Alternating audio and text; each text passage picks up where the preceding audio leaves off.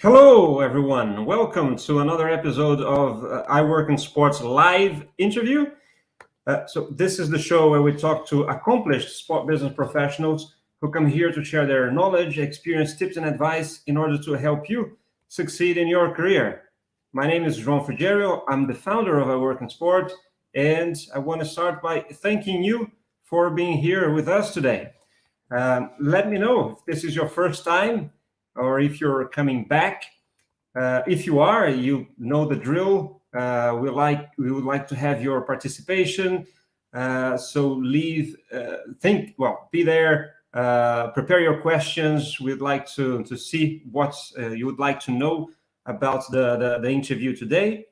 And always let us know where you're watching from as well. We normally have an international crowd, an international audience. That's great to see where you're watching us from. And of course, if you're not watching this live, but you're watching the replay, leave a comment as well. We check all of them. And of course, if you're coming back, I assume that you like it, you enjoy our show. If you'd like to be informed, click that like button if you're watching it on LinkedIn, and also subscribe to the channel. Now, if you don't know I Work in Sport, we're a platform to help you boost your career in sport. So if you want to start working in sport, or if you already work in sport, we can help you either way.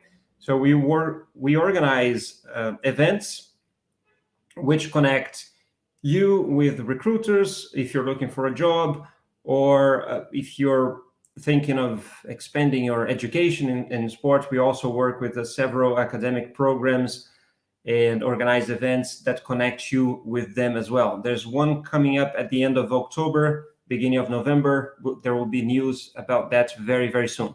So in addition to YouTube, we're on LinkedIn, where you might be watching this as well. We're also on Instagram, Facebook, and Twitter. You can find us anywhere at I Work in Sport. On LinkedIn, we also have a group called We Work in Sport. So if you want to join and exchange ideas with people like you, passionate about the business of sport, don't waste that opportunity. Just go there and connect. That will be super cool. Now, let me introduce you to my guest. Densign White is an Olympian. He competed in judo in 3 Olympic Games and won medals in World Championships, European Championships, and even a gold medal at the Commonwealth Games. He was the chairman of the British Judo Association for 12 years, but now he serves as the CEO of the International Mixed Martial Arts Federation, IMMAF or IMMAF. So with the sport of MMA rapidly growing in popularity, event promoters such as UFC, One Championship, and Bellator may sound familiar to sports fans, even if you are not a fan of combat sports. But what's the role of IMMAF in all that? So to talk about that, about his career, about opportunities for those who would like to work with MMA and more, I'd like to invite Mr. Densign White to join me just in 1 second, right after this.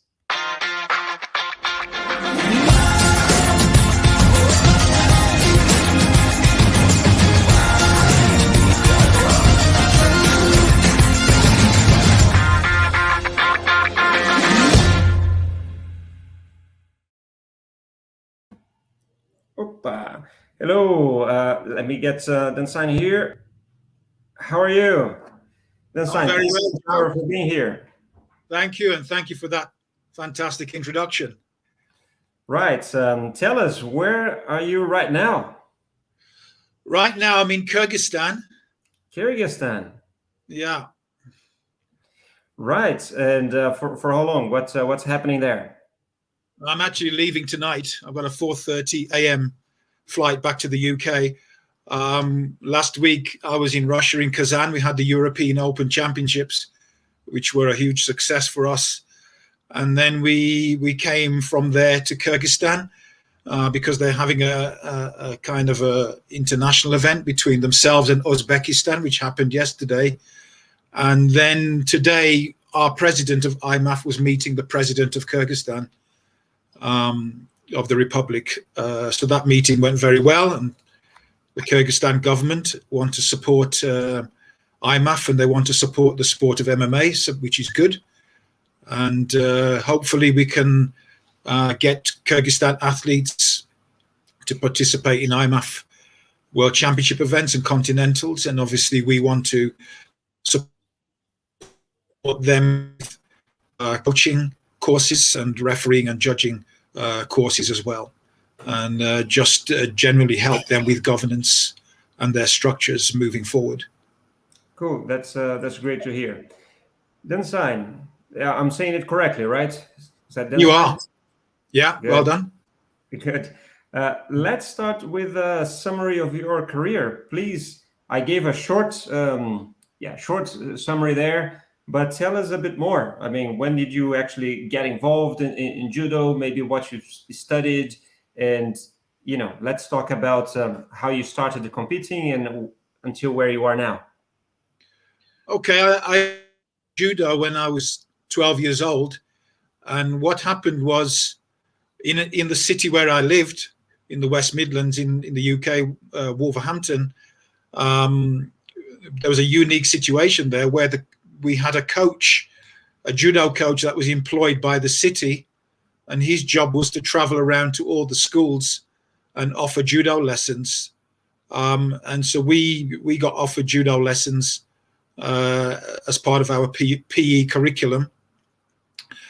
So every Tuesday we used to go and have judo lessons and a swimming lesson back to back. And the judo coach pulled me to one side and he said, "I think you're quite good at this. Would you like to join the Wolverhampton Judo Club?" So I said, okay. Joined the club, continued training. I became a schoolboy international at 15.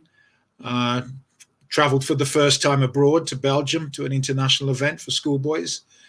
And then I kind of got the bug for the sport. I became a national under-18s champion and then also senior champion at 18. I was reserved for the Olympic Games for Moscow, and then I was selected for the next three Olympics for 84, 88, and 92. And then on retirement from competition, the chairman of the British Judo Association asked me if I would like to take a position on the board. So I stood for election and I was elected. And then I served on the board for several years in different roles, on the commission, coaching commission. And then I had the opportunity to run for the chairmanship of the association in 2001. So it's 20 years ago now. And then I was elected and then re-elected in 2005. And normally, under the constitution of the British Judo Association, you're only allowed to run for 2 terms of 4 years. So my term should have ended in 2009. But because London had won the Olympics in 2012, I was invited to stay on and extend my second period to take in the Olympics as well in 2012. So I stayed on for a further 3 years, and then I stepped down after the Olympics in 2012. In parallel to doing that, I was also working for internationally with the European Judo Union. I was the head sports director, and I was responsible for Olympic qualification events, Olympic training camps, and also the IT team as well. So we were beginning to do a lot of stuff around streaming of events and so on. So that was all part of my responsibilities there. And then I kind of stepped back from judo after the London Games, and then just took some time out. And then in 2014, I was invited to go to interview to become CEO of the International Mixed Martial Arts Federation, and was successful in getting that position. You know, that's what I've been doing ever since. Can you repeat that last bit? Got a little disconnection here, so I don't know if everybody heard. Yeah, since 2014, I've been the CEO of the International Mixed Martial Arts Federation. You talked a bit about my qualifications. I think, what did I study? I went to Wolverhampton University, and I studied psychology. So I have a BA with politics and psychology, and then later on I did a second degree, BSc in sports science. Oh, that's cool. And let me know how. So there was, I think, two important transitions that for you in your career. One was going from athlete to working in the administration of the sport, and then there was one moving from judo, a very traditional sport, Olympic sport, and now starting to work with mixed martial arts, who I don't know if we can still say that it's in its infancy, but it's a quite young sport. I mean, when it was, let's say, invented, or there was a first set of rules there, I remember when that happened, so it wasn't too long ago. So how was those? Which transition was more difficult? Was going from athletes to, let's say, manager, or actually changing from the judo world to the mixed martial arts one? I think the transition, from athlete to administrator is the most difficult one to make. You know, I think when you're an athlete, you're not used to that world of work, that 9 to 5. You know, you're pretty much spending your time training, preparing for events, and you know, a lot of your days is planned for you by your coach, and you have other support staff and other people helping, especially today with the support, the financial support. There's a lot of help for athletes, and I think back in the day when I retired, there wasn't that help, and you know, a lot of people that retired from sport found themselves at a bit of a loose end, weren't really sure what to do with themselves because doing sport had been their whole lives. And it is a difficult transition to make, to go from just doing sport to going into work. Is quite difficult, and it takes a bit of time to make that adjustment. On the other hand, moving from judo to MMA wasn't that difficult a transition, I don't feel. I think I'd served my time in judo. I'd done my competitive career for 15 years at international level. I'd done my admin time as chair of the BJ for 12 years. I'd done my time with the European Judo Union for 10 years in parallel to that. So I think I kind of had gone as far as I needed to go with that work. And I think I was ready for a fresh challenge. Cool. So let's talk about the IMMAF in itself. So the role, I mean, how it works, maybe the governance, the ambition of the federation. As I said, many people that even if you're not a big fan of fighting sort of sports, you will have heard of the UFC. And then if you are interested in it, you will know about Bellator or One Championship or a few others. But you may not be very familiar with the International Federation of Mixed Martial Arts. So tell us a bit about, you know, the role of the federation and how it works, how it relates to those promoters. Yeah, tell us a bit more about that. Okay. Well, IMMAF is coming up to its 10th birthday next February or March next year. So that will be a big anniversary for us.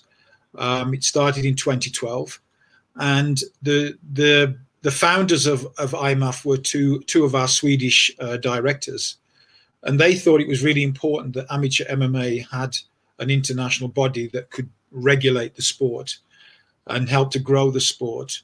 And they took the idea to the UFC, which is still the biggest MMA promoter in the world. And UFC liked the idea and decided to provide support, financial support, to get that idea off the ground. And they have continued to be our backers ever since, and they're still with us today. So the whole idea was to have a body that would take care of amateur MMA. The sport was kind of born the wrong way around. Most traditional sports started with, the grassroots level, this kind of triangle where you have the grassroots, the base at the bottom, your clubs and so on. People doing sport at a recreational level, and then people go through a performance pathway and they reach the elite level of sport. But MMA kind of started the wrong way around. It started almost with the elite level. People know about the UFC, as you said, they know about Bellator, the World Championship title fights and so on, but nothing was being done to develop the sport at a grassroots level, and to help clubs and to help national federations to develop. They were bringing people from other sports, right? Basically, people were coming into MMA from other sports. They kind of reached as far as they could, or reached the pinnacle of their career. Maybe they'd won a gold medal for wrestling or judo or something, and then they came across, they decided they needed to earn money, because in a lot of sports like judo and other Olympic sports, they're truly amateur. There is no prize money. There's no financial reward, and so a lot of athletes came across into a professional sport like MMA, where they could, make a decent living from. In fact, if I'm not wrong, you mentioned that it started with the sort of top athletes from the beginning. I think at the beginning, the idea wasn't even like to compare athletes. It was even like to put together one discipline against the other. The people from jiu-jitsu, for instance, I think were the first, backers of that, the Gracie family and all. They had, I think, this vision to say, okay, so jiu-jitsu will be better than boxing or kickboxing or whatever. And I think that's how it was created. And now it's much more recent. I think you having athletes training all of those disciplines and being actual mixed martial artists, isn't it? Yeah, exactly. And also what was created were the unified rules, so that people coming from different disciplines, they knew what the rules were for MMA. So MMA in its own is a sport in its own right now, with its own set of rules. What we have is the unified amateur rules, which are slightly different to the professional rules, because what we want to do is to protect our athletes before they decide to take that jump into the professional ranks. So we don't, for example, allow amateur athletes to use elbows to the head. They're not allowed to use knees either to the head. And obviously the rounds are shorter. They're wearing protective equipment, bigger gloves, shin pads. The bigger gloves means that there are less cuts and there are less knockouts. And so we're really trying to protect the athletes, keep them in the amateur ranks for as long as possible, because one of the problems we identified was that a lot of athletes who were doing MMA, they were kind of having one or two fights, one or two amateur fights, and then making that decision to go to the professional ranks to try and earn money. And really, they weren't ready. And then if they were to lose those 2 or 3 early fights, basically their careers were over. So by allowing them to participate in amateur events doesn't affect their professional record at all. They can fight in amateur events and really get that experience of fighting at international level. I mean, some of our fighters could potentially have 20 or 30 fights a year, because IMMAF has this international program of international events. We run six continental events, a world championship every year for seniors and juniors. We also have a youth world championships, and the age for those start from 12 to 17 years of age. And by the way, we have a different rule set, modified rules for the youth. They're not allowed to do any headshots at all. No kicks to the head and no punches to the head, and no striking on the ground either. So we've really made it as safe as we can for young people to participate as well from that early age, and hopefully bring them through on performance. So yeah, I think the whole idea is of the amateur bodies really to do that developmental work, and take care of the recreational people. That most people that do combat sports have no ambitions to compete in the Olympics or at international level. They're just doing it for different reasons. Maybe it's for self-confidence, maybe it's for self-defense, maybe they're just doing it because it's fun and keeping fit. You know, some parents send their kids to do combat sports because they're being bullied and they want them to learn how to defend themselves. So people come into combat sports for different reasons, and that is the bulk of people. The vast majority of my membership at British Judo, we had 40,000 members. You know, it's less than 1% that actually get to compete at elite level. The vast majority were children. 85% of our membership were children under the age of 12. You know, right. That's the target market for any sport, any national governing body that wants to be. You're not going to grow your membership by trying to target adults. They're the hardest age group to bring into sport because they have other interests, they have work commitments, and the highest fallout rate actually is your 15, 16-year-olds, because they're starting to look into their futures. They're thinking about going to university. They've got school exams. They're discovering boys or girls, going out, enjoying themselves. That is also a high fallout rate for combat sports. So yeah, combat sports generally have difficulty.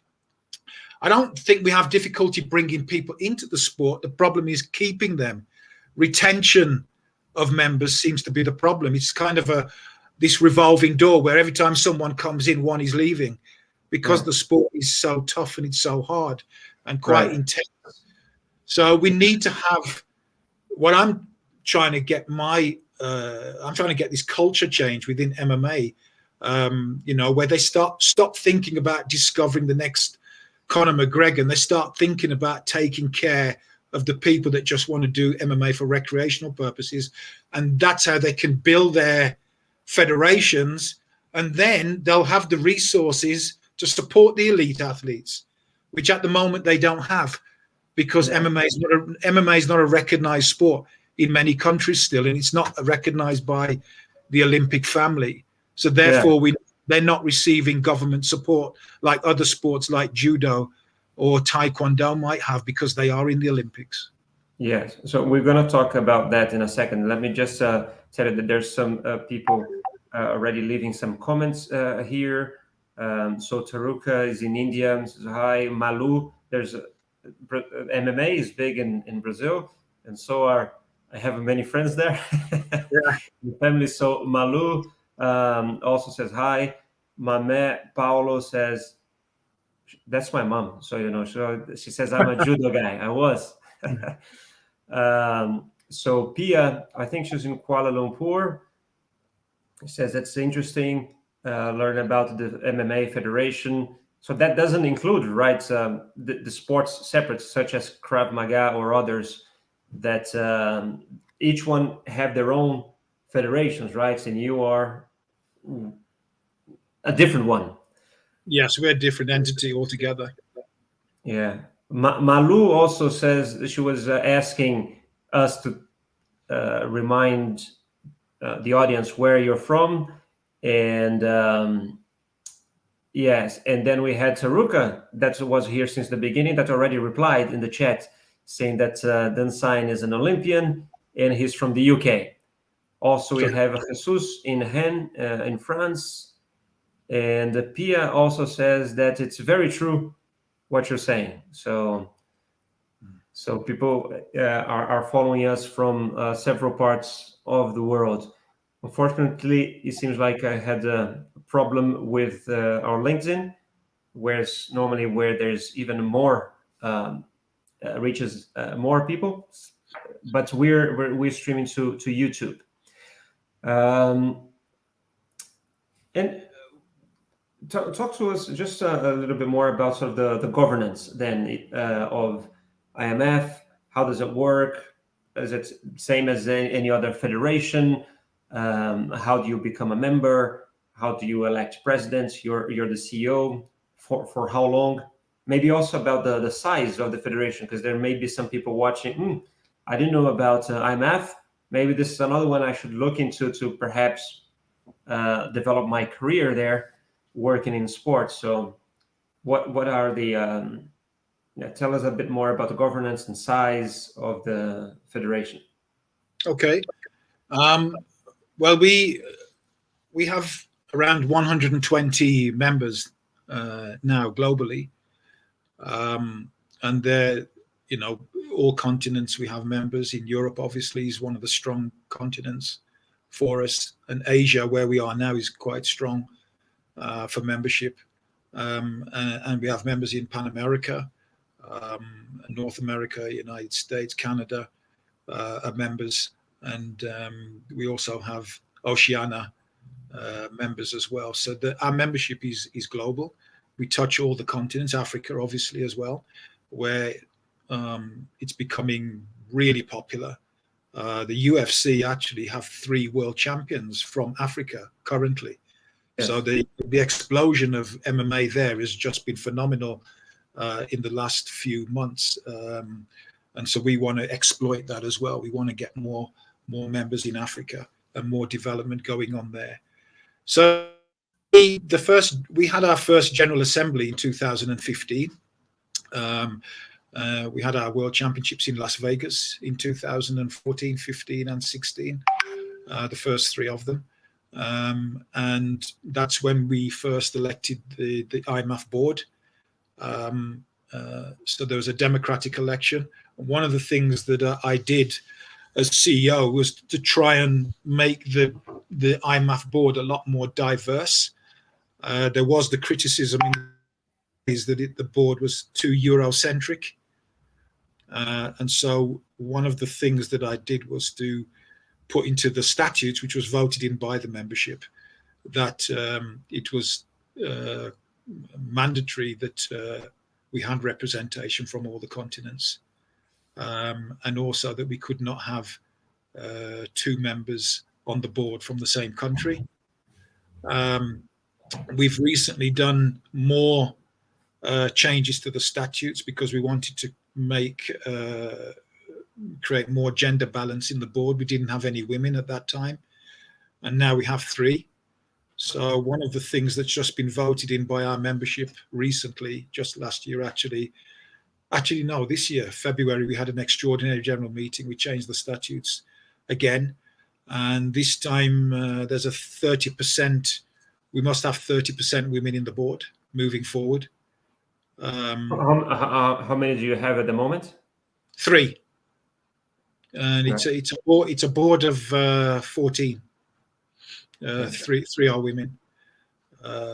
So that's a start, and what it means is that it guarantees that moving forward there must always be 30% representation, minimum 30%. That's a minimum. 30% women in the board. I'd like to see equal number board as we have men. And one of the things we also did was we created a number of commissions, one of which is a women's commission, because we want to encourage more women to participate in the sport. And the numbers of women participating is well behind the men, but remember, we're a young sport. And so it's still early days, but we're trying to encourage all of our federations to try and get women involved in the sport. Well, there was a time when the biggest ticket for UFC was a woman.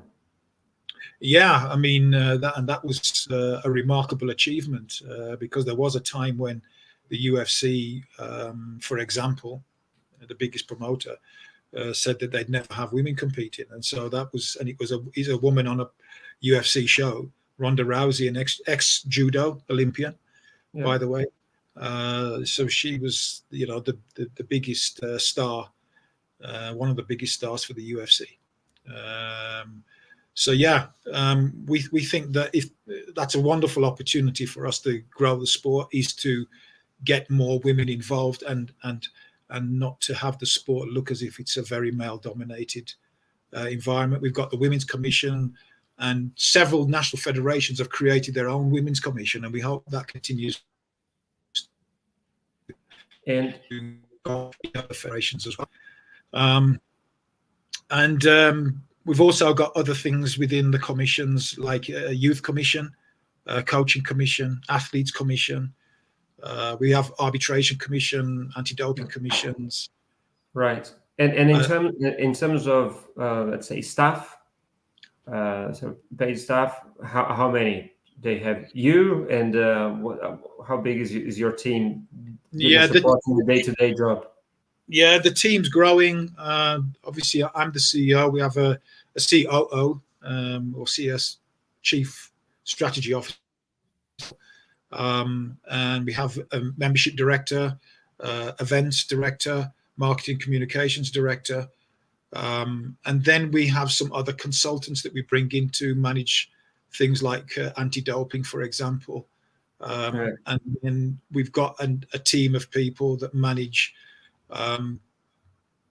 social media, where I think we're quite strong, and they take care of all of our accounts on Instagram, TikTok, because we're trying to reach that young audience, and that's where they are. So we're trying to reach that young audience, and actually I think we do quite well on social media. MMA actually, it was a natural. And it was natural for us to go on these online platforms because it wasn't mainstream, as you know, in the beginning, and there was a lot of pushback from the mainstream media against MMA. They saw it as too violent, too brutal, and not fit for TV, mainstream TV, and that has changed a lot. Even the BBC in the UK are covering MMA. Bellator on Channel 5 in the UK regularly.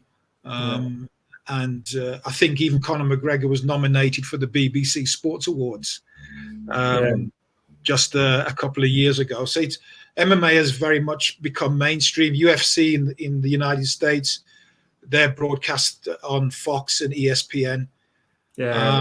So I think, but as an amateur body, we're not getting that kind of mainstream TV output. We're not getting that attention yet because we're still very young, still growing, and that's why we've created our own IMMAF TV. So all of our events are streamed live. Nice. OTT from your own website. From our own website. So, but do you have our headquarters based somewhere? Or is that in London? Do you have sort of a team going to the same place, or maybe because of COVID, is everybody working from home? Everybody. And I get a sense exactly. Are we talking about? We here in Lausanne, we have several international federations that have 10, 12 people, something like that. Of course, the big ones such as FIFA or UEFA, the IOC have hundreds and hundreds of people. But it's normal to have Olympic sports federations with a handful or two hands, or like a dozen people. Just to give us a sense, IMMAF, we're talking, what's the size more or less? Yeah, the size is probably around a dozen people. Right. And we're based mainly in the United Kingdom, but we've just recently registered in Switzerland. So we're a Swiss not-for-profit, and that's really so we can get closer to the Olympic family, do the networking and so on. So we will once the COVID is behind us, we hopefully can set up an office there. Okay. There are some questions getting here ready. So Pia Mackenzie is sending a question. We have Regina Justo as well. We'll ask them in a moment. So don't go anywhere. Stay there. Just I want to talk about this. I mean, this process. You just mentioned that you're opening an office or registered in Switzerland, and have the ambition to connect better with that Olympic movement. But just before I get to that, I want to go back 1 second. You talk about the rules or combination of rules. Now, all these promoters that we mentioned, whether it's Bellator, One Championship, or UFC, do they all have the same set of rules, or each competition, each promoter have their own different rules at the moment? I know there was a big discrepancy, but how is that now? I think there was a time when all these professional promoters were operating independently and doing their own thing, and they kind of more or less made their own rules. But I think the United States is the leading market, if you like, for MMA, and it's also the place where MMA is very well regulated. You cannot do MMA without going through the state athletic commissions, and the state athletic commissions more or less adopt the rules that are adopted by or agreed upon at the Association of Boxing Commissioners. So who have an annual convention every year. I attended 3 or 4 years ago, and that's where they kind of discuss what the rules are and how to improve them and what needs to change and so on. So I think a lot of countries follow what's happening in the United States. So as I mentioned earlier, there are the unified MMA rules and regulations, and those are pretty much the rules that most professional promoters are following. I think in Asia, you mentioned One Championship, I think their rules are very similar, but with slight differences. They still, I think, do techniques that are not allowed in the unified rules for safety reasons. But it would be good if the whole world of MMA were to come together and agree a common set of rules. And are all of those promoters your stakeholders? Are you connected with the majority of them or all of them, or is it mainly you started as you said, non-profit, a grassroots project, primarily to work with UFC? No, I mean the relationship is very strong with the UFC because they gave us the backing in the beginning, and they believed in the mission of IMMAF to develop amateur MMA, and I suppose they could see what the benefits could be to their business as they became a global business. And obviously, the more people that are doing MMA, the more people that are watching MMA, and the more athletes we can put through our performance pathways. Obviously, that talent has to go somewhere, and it doesn't necessarily just go to the UFC. Most of our fighters actually don't go to the UFC. They end up going to some of the smaller promoters. Then maybe they go to Bellator. Some have gone to maybe Cage Warriors in the UK. Some have maybe gone to Brave.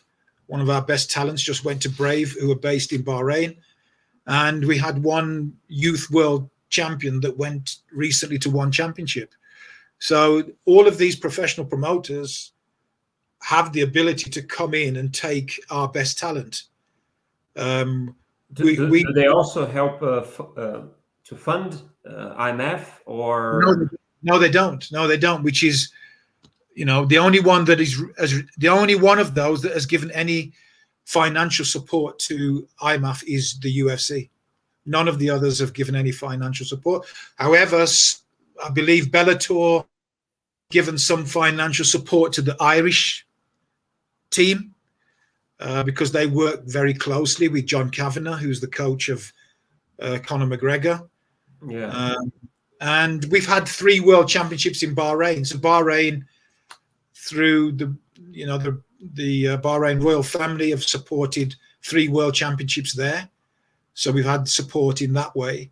So your main source of revenues then is still being the UFC and then the events. Is that cities hosting the events? Exactly. Right. Cool. And now we're developing relationships with other countries within like the UAE and Saudi. MMA's exploding there. During the lockdown, UFC did a lot of shows, as you know, on Fight Island, and there's been a massive explosion of interest in the UAE. Great. I'm gonna, before I go to the topic of IMMAF, seeking inclusion in this, let's say, Olympic family, let me go to some questions here from the audience. So Pia says, let me pull this, it will be easier to read. Question for later. From a sponsorship perspective, oh yeah, she's a sponsorship professional. Are companies seeing the great opportunity from MMA, or do you feel there is still a lot to be done to convince more to become sponsors? And if so, what? Well, I think sponsors are starting to show a lot more interest, and many of our federations have sponsors. The federations are being taken care of, or the athletes are being supported individually. Remember, the athletes are self-financing themselves to come to IMMAF events, and that can be quite expensive. It's not cheap. If you want to take part in an IMMAF World Championship, you have to pay your own flight, you have to pay for your own entry fee, and usually what we try to do is to put together a package deal that includes their entry fee and their accommodation and transfers, medical support, and so on, anti-drug testing. All that is included in their entry fee. But they individually might have sponsors that might help them to do their training and get to the competitions. And I know that some of the federations have managed to attract sponsors, but IMMAF, we haven't been successful as we would like in getting some of the big corporate sponsors involved.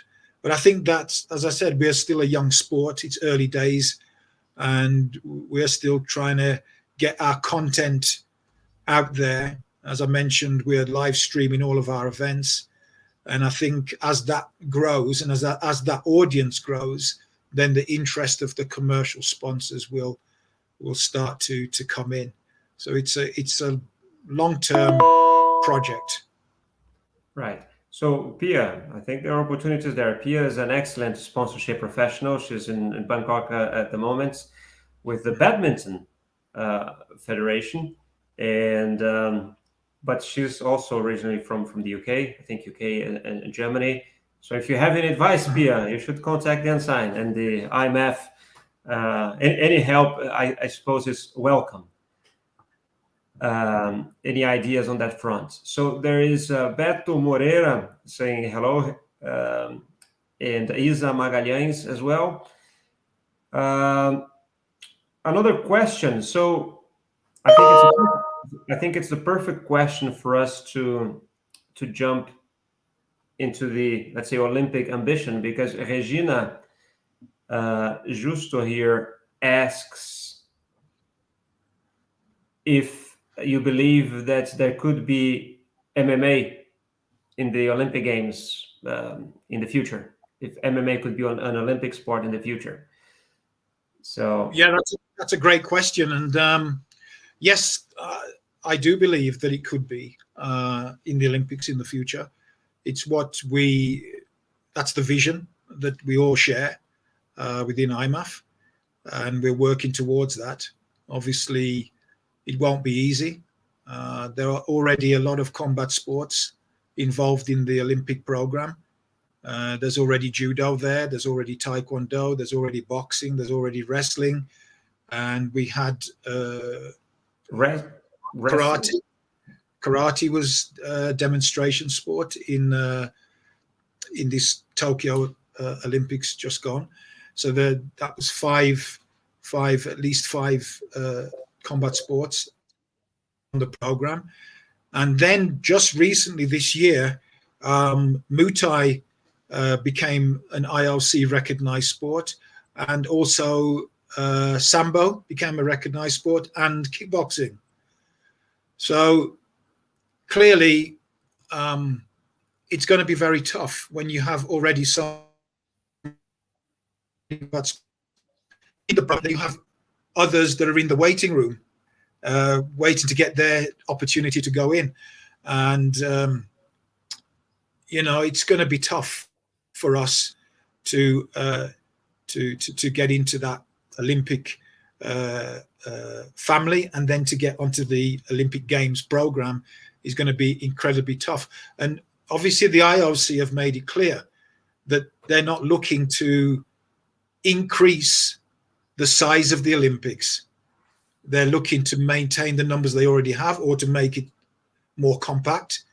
Yeah. And so, the only realistic chance, I think, for us to be in the Olympics is if someone is taken out of the Olympics, another sport is taken out.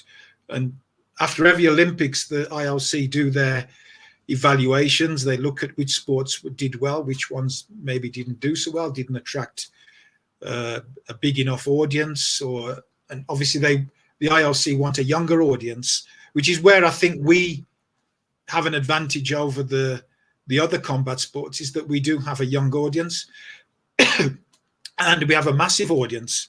Billions of people are tuning in globally to watch MMA. Yeah, that's a fact. And I hear often people say, oh, MMA is the fastest growing sport in the world. And that may be the case, but it's not really, what I'm more interested in as the CEO of the International Federation is not really how many people are watching MMA. I'm interested in what data do we have in terms of how many people actually practice MMA. How many members do we have in our federations? How many children are taking up the sport? Those are the numbers that matter to me as the CEO of the International Federation. But the IOC have different concerns. They want more. And those numbers, do they grow as fast as people watching, or how is the trend? No, we don't. The fact is we don't know. That's the cultural change that I want to make in MMA, because culturally, when I started judo as a 12-year-old, I was straight away given a form to fill in to become a member of the British Judo Association, send my money off. I get my license book back. I'm a member. And in the license book, I can record all my training. I can record all my grades and all that sort of thing. And I was very proud of my membership. And I kept that membership book until this day. But in MMA, it's different. People join the gym, and then it kind of stops there. And the gym owners are very protective of their members. I think they're worried that there's not enough money to go around for them to send money away from them and to the national governing body.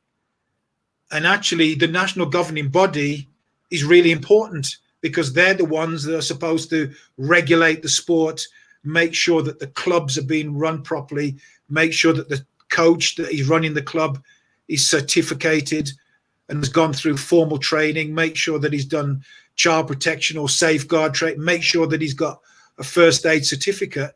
But those things aren't happening yet. That's what we're working towards.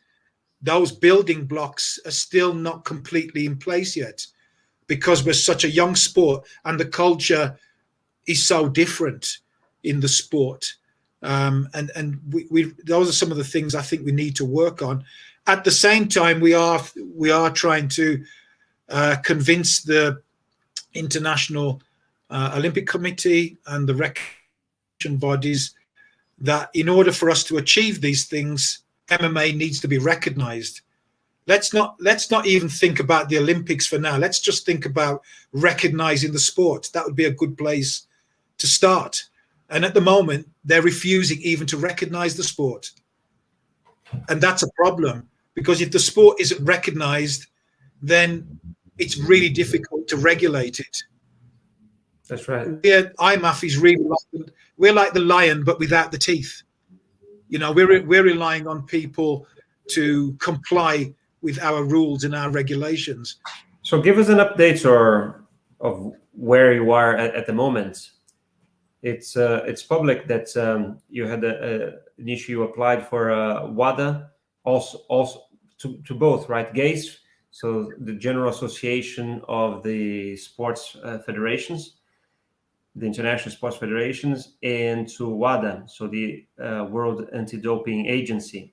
So give us an update of where it stands.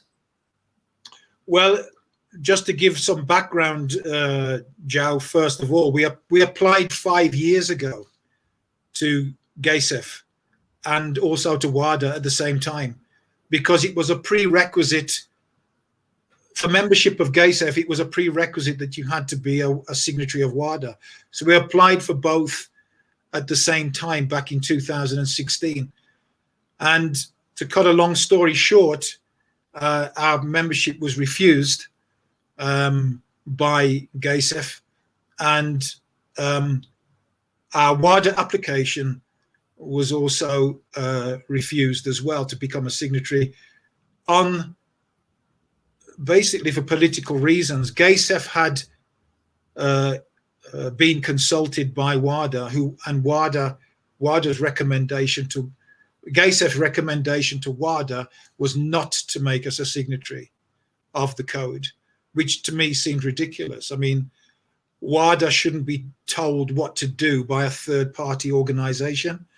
And WADA's responsibility, in my view, was to, if there's an international federation that wants to safeguard the health and safety of athletes, which is what anti-doping is supposed to be about, then why would you refuse to make them a signatory and allow political reasons to creep into your decision-making process? So we felt we had no choice but to take WADA to court, which we did do in Switzerland. However, our situation with WADA has improved. We've made a new application. A new WADA code came into effect 1st of January this year, and we were invited to make a new application, which we're doing, and that's going quite well. But the situation with GASEF is much more difficult. We seem to be at a dead end.